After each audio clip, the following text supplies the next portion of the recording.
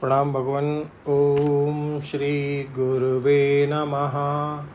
ओम सर्वश्रुति शिरोरत्ना विराजित पदाम्बुज वेदांतम्बुज मार्तंडम तस्मै श्री गुरुवे नमः।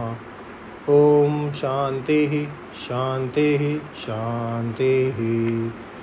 ओम ब्रह्म ज्ञान और उसकी साधना द्वारा स्वामी अखंडानंद सरस्वती जी महाराज द्वारा भगवान स्वामी जी समचित्तता का शास्त्रीय पक्ष बता रहे थे कि एक बार श्री उड़िया बाबा जी महाराज कभी कभी कहते थे कि एक गिलास पानी की कीमत ज़्यादा है कि मोती की कीमत ज़्यादा है। तो सब बनिया यही बतावेंगे कि मोती की कीमत ज़्यादा है, एक गिलास पानी में क्या रखा है। लेकिन आदमी ऐसे स्थान में पड़ जाए जहाँ पीने को पानी न मिलता हो और एक गिलास पानी मिल जाने से वह 24 घंटा जिंदा रह जाएंगे और मरुस्थल पार करके हम फिर पानी के देश में पहुँच जाएंगे और ज़िंदा रहेंगे। वहाँ आदमी मोती दे देगा और पानी ले लेगा। एक गिलास पानी की कीमत ज़्यादा होगी और मोती की कीमत कम होगी। तो बोलते हैं कि मोती की कीमत किसको है कि जिसको जेवर पहनना है। पानी की कीमत किसको है? जिसको प्यास बुझानी है। और जिसको ना प्यास लगी है, ना मोती पहनना है, ना मोती बेचकर फ़ायदा उठाना है, उसके लिए दोनों पानी है। कारण पर जब दृष्टि रखोगे तो कार्य का महत्व है, पर जब तत्व दृष्टि है तब दोनों पानी हैं, दोनों जल के ही कार्य हैं, जल मात्र हैं। तो समतत्व कब आ जाता है? जब तत्व दर्शन होता है।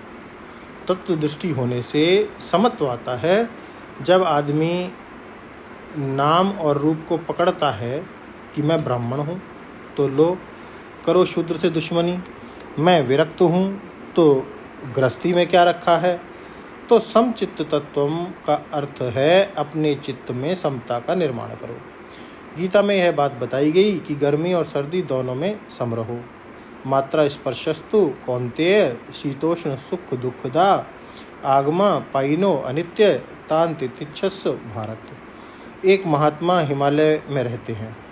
उनको सर्दी सहने का ऐसा अभ्यास है कि खाल की तरह उनकी चाम हो गई है और 12 महीने नंगे रहते हैं। नीचे प्राय नहीं आते, 1-2 बार ही आए हैं। बड़े महात्मा हैं। उनका नाम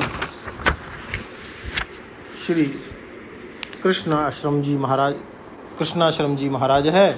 सेठ गुजरमल मोदी ने उनको अपना गुरु बनाया है।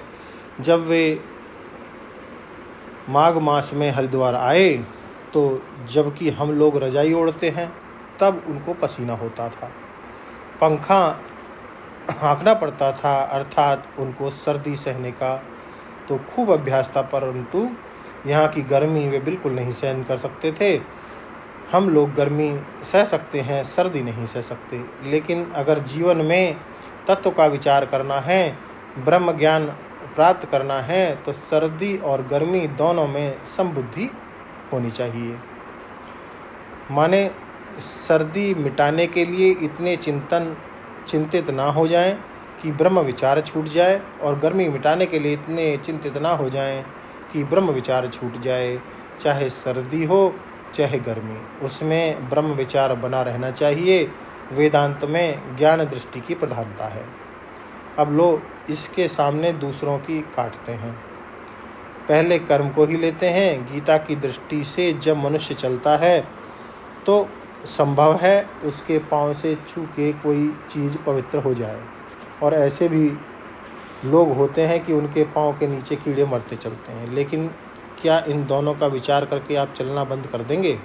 चलना नहीं बंद कर सकते। न द्वेष्टे कुशलम कर्म कुशले नानुसज्जते त्यागी सत्व समाविष्टो मेधावी छिन्न संशया। तो गीता कहती है कि कर्म करने में कहीं गलती हो गई तो उस कर्म से या कर्म करने वाले से इतना द्वेष मत करो कि तुम्हारे हृदय की शांति और समता भंग हो जाए।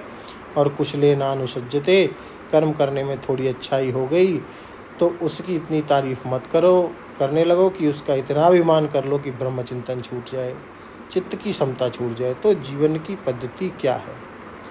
त्यागी सत्व समाविष्टो मेधावी छिन्न संशया। 4 बात तुम्हारे जीवन में रहनी चाहिए। अब इन बातों को हम लेते हैं अगले सत्संग में। ओम शांति शांति शांति। प्रणाम।